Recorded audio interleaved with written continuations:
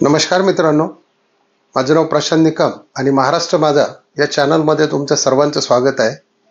मित्रांनो, आपण नेहमीच समाजाच्या हिताचे आणि त्यांच्या फायद्याचे, मग कायदेशीर असतील, मेडिकल बाबी असतील किंवा इतर काही सामाजिक बाबी असतील किंवा काही जेल संदर्भात असतील, काही कायद्या संदर्भात असतील, आपण नेहमीच वेगवेगळे व्हिडिओ नवीन घेऊन येत असतो. तर ज्यांनी कोणी चॅनलला सबस्क्राईब केलं नसेल तर कृपा करून चॅनलला सबस्क्राईब करा, म्हणजे आपणापर्यंत या नवनवीन गोष्टी येऊन जातील. आजचा विषय थंबनेलवरून तुमच्या लक्षात आला असेल की मध्यमवर्ग व गरीब या लोकांना औषधात मिळणार 80% सूट. तर याच्या मागचं सत्य काय की मार्केटमध्ये आज दोन पद्धतीची मेडिसिन्स विकली जातात, म्हणजे दोन पद्धतीची औषधं विकली जातात. एक जेनरिक आणि दुसरं ब्रँडेड. तर जेनरिक औषध म्हणजे काय की कुठल्याही ब्रँडेड कंपनीचं नाव न वापरता, ट्रेडमार्क न वापरता, त्यांचं पॅकेजिंग न वापरता, त्यांच्यातील सक्रिय घटक म्हणजे जे कंटेंट आहे, समजा क्रोसिन टॅबलेट असेल तर त्याच्यात कंटेंट असतं पॅरासिटामॉल. आता ते क्रोसिन जे आहे ते ब्रँडने विकलं जातं, जे आपली GK कंझ्युमर हेल्थकेअर या कंपनीच्या नावाने विकलं जातं. तर जेनरिकमध्ये फक्त पॅरासिटामॉल असं नावाने येतं. आता हीच जर गोळी तुम्ही क्रोसिनची घेतली तर मेडिकलमध्ये 15 गोळ्यांचे 35 रुपये घेतले जातात. हेच जर गोळ्या आपण जेनरिकमध्ये घेतल्या तेवढ्याच ताकदीचे असतात, तेवढंच सुरक्षित काम करतात, त्यांची किंमत फक्त 10 रुपये असते. दुसरी गोष्ट, समजा आपण एखादं उदाहरण घेऊ अजून, ॲलेरिडचं, म्हणजे सिप्ला कंपनीची ॲलेरिड गोळी आहे जी साधारणतः अँटी ॲलर्जिक म्हणून वापरली जाते. तर ती गोळी जर आपण मेडिकलमध्ये घेतली तर 35 रुपयाच्या 10 गोळ्या येतात, आणि तीच गोळी जर आपण जेनरिकमध्ये घेतली तर 10 रुपयाच्या 10 गोळ्या येतात. म्हणजे हा मित्रांनो फरक आहे. हा 70 ते 80% फरक कशामुळे आहे की इथे काय होतं की कुठल्याही ब्रँडचं नाव वापरलं जात नाही, त्याच्यासाठी मार्केटिंगवर जास्त खर्च होत नाही, पॅकेजिंगवर होत नाही, डिस्ट्रीब्युशनमध्ये खर्च होत नाही. म्हणजे कसं की थोडक्यात आपण पाहतो की आपण डॉक्टरांकडे गेल्यानंतर जे MR येतात, मेडिकल रिप्रेझेंटेटिव्ह, म्हणजे ते डॉक्टरांना सांगतात की असं असं औषध आलं, हे औषध आलं, मग डॉक्टर ते प्रिस्क्राईब करतात.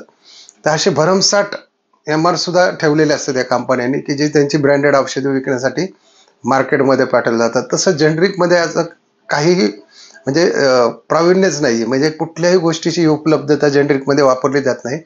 कारण हे मुळातच प्रधानमंत्री भारतीय जनऔषधी केंद्रातच ही औषधं उपलब्ध असतात, आणि ती सुद्धा FDA म्हणजे फूड अँड ड्रग ॲडमिनिस्ट्रेशन, जे जागतिक भारतीय स्तरावरती काम करतं.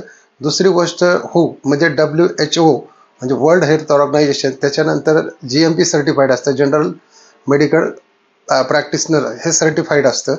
म्हणजे या सर्व सरकारी ज्या गोष्टी आहेत याची सर्व बंधनं याच्यावरती असतात, आणि दोन्हीची पॉवर सारखीच असते, दोन्हीची सुरक्षितता सारखीच असते, आणि दोन्ही सारख्या रेंजची औषधं असतात. परंतु याच्यामध्ये काय केलं जातं की कुठलंही ब्रँडिंग न केल्यामुळे याच्यामध्ये, समजा तुम्ही अँटीबायोटिकची काही औषधं घेतली जी समजा बाहेर, आता एक तुम्हाला साधं उदाहरण सांगतो, सिफोरेक्झिन जर 650 mg आपण एक 6 किंवा 8-10 गोळ्यांचं पॅकेट, 10 गोळ्यांचं पॅकेट यायचं 800-850 रुपये किंमत आहे. पण जेनरिकमध्ये तेच तुम्हाला 200 रुपयामध्ये मिळून जाते. आता याच्यामध्ये बरीच पेनकिलरची औषधं मिळतात, त्याच्यानंतर डायबिटीजची मिळतात, BPची मिळतात, त्याच्यानंतर लिव्हरची मिळतात, किडनीची मिळतात, अशी बऱ्याच प्रकारची औषधं मिळतात. वडल्यू म्हणून, तर वडल्यू जर तुम्ही 300 जर mgची टॅबलेट जर घेतल्या तर बाहेर 750 रुपयाला, जेनरिकमध्ये त्याच 200 रुपयाला. म्हणजे साधारणतः 80% फरक हा याच्यामध्ये पडला जातो.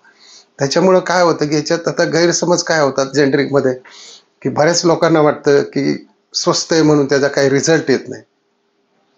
आता हे गैरसमज दूर कोण पसरवतं मार्केटमध्ये, तर काही मेडिकलवाले असतात, काही डॉक्टर लोक असतात की त्यांना सांगतात जेनरिक औषधं घेऊ नका,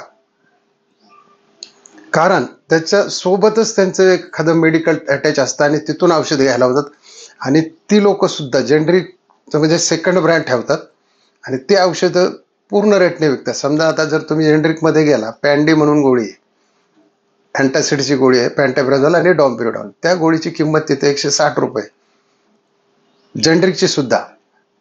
म्हणजे साधारणतः त्या 10 गोळ्या जर घेतल्या तर 160 रुपयाच्या आसपास त्या 10 गोळ्या येतात. परंतु त्याच गोळ्या जर जेनरिकमध्ये घेतल्या त्या गोळ्यांची किंमत आहे 35 रुपये. म्हणजे साधारणतः काय झालंय की ह्या जेनरिकच्या बाबतीत आता लोकांमध्ये जागरूकता उपलब्ध झालेली, म्हणजे तुम्हाला जे चांगले चांगले अँटीबायोटिक्स लागतात ते सर्व या ठिकाणी उपलब्ध मिळतात.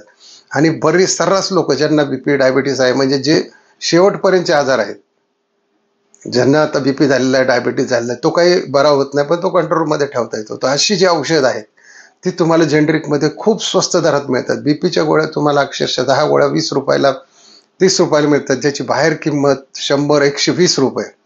म्हणजे त्याच गोळ्या तुम्हाला या ठिकाणी जे सरकारने ठरवून दिलेलं आहे जेनरिक, तर हे खास गोरगरीब मध्यमवर्गीय जनतेसाठी हे सरकारने काढलेले एक स्कीमच म्हणावी लागेल.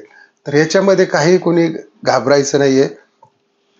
तुम्ही बिनधास्त ही औषधं वापरू शकता. याने कुठलाही म्हणजे तुम्हाला शरीराला तोटा होत नाही. फक्त याच्यात काय झालेलं की लोकांनी गैरसमज खूप दूर केले. जेनरिक म्हणलं की नको म्हणतात, पण तसं काही नाही मित्रांनो. हे पूर्ण सगळ्या FDA अंतर्गत आहे, GMP सर्टिफाईड आहे. त्याच्यानंतर तुमचं वर्ल्ड हेल्थ ऑर्गनायझेशन यांच्या सर्टिफाईड आहे. गव्हर्नमेंटचं याच्यावर पूर्ण लक्ष आहे. त्याच्यामुळं कसं आहे की याच्यामध्ये घाबरून जाण्यासारखी काही गोष्ट नाही. याच्यामध्ये फक्त जी मार्केटिंगची चेन आहे, जे होलसेलर डिस्ट्रीब्युटर म्हणा, खाली मार्केटिंग म्हणा, बेस म्हणा, दुकानदाराचं मार्जिन म्हणा, ह्या गोष्टी याच्यामध्ये खूप कमी केलेल्या आहेत. डायरेक्ट कंपनी टू शॉप, हे फक्त जेनरिक शॉपमध्येच हे औषध तुम्हाला अवेलेबल मिळतात. आणि काही मेडिकलवाले सुद्धा ठेवतात आणि ते हाय ह्या किमतीने विकतात, फुल रेटने. पुढचा कस्टमर पाहतात. कस्टमर जर एखादा सुशिक्षित नसेल, त्याला वाचता येत नसेल, तर त्याला सुद्धा ही औषधं सर्रास त्याच्यावरती राबवली जातात आणि त्याच्याकडून तेवढे फुल पैसे घेतले जातात. त्याच्यामुळे मित्रांनो कसं आहे की तुम्ही जागरूक राहिलं पाहिजे. आणि ज्यावेळेस तुम्हाला डॉक्टर चिठ्ठी देतील, त्यांना एक विचारा, जेनरिक औषधं घेतली पाहिजे का? तर सर्रास काही म्हणजे 60% लोक म्हणतात की घ्या, काही लोक म्हणतात नका घेऊ. पण तुम्ही जरूर हे औषध घ्या. कारण काय होतं की तिथे तुमच्यावरती त्या औषधाचा कुठलाही असा म्हणजे दुष्परिणाम होत नाही. आणि छाती ठोकून तिथं काउंटरला मागा की मला जेनरिक औषध पाहिजे, किंवा जेनरिक जे औषधाची दुकान आहे तिथं जाऊन हे औषधं तुम्ही मिळवू शकता किंवा घेऊ शकता. तर मित्रांनो, व्हिडिओ कसा वाटला हे नक्की सांगा. आणि लाईक करायला विसरू नका, शेअर करायला विसरू नका. आणि जर सबस्क्राईब केलं नसेल तर 100% सबस्क्राईब करा, कारण असेच नवनवीन व्हिडिओ आपण नवनवीन भागात घेऊन येत असतो.